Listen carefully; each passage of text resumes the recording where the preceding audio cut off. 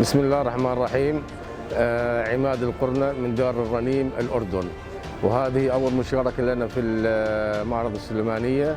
وطبعا كما تعلمون احنا دار نشر أردنية وحبينا نشارك في هذا المعرض. أهمية المشاركة بهذا المعرض طبعا أكيد يعني لا يخفى عليكم نشر الثقافة والربح المادي، طبعا شيء طبيعي يعني، وهذا بكل المعارض يعني مش بس فقط معرض السليمانية. احنا نشارك تقريبا في جميع المعارض في الوطن العربي، وهذا الحين حاليا أول مشاركة لنا هذه السنة بعد كورونا، وإن شاء الله مزيد من المعارض ونشر الثقافة والربح المادي. طبعا شيء طبيعي أكيد يعني، ما نقول إن ما بدنا ربح مادي، بالعكس احنا يهمنا برضو الربح المادي ونشر الثقافة. وشكرا لكم.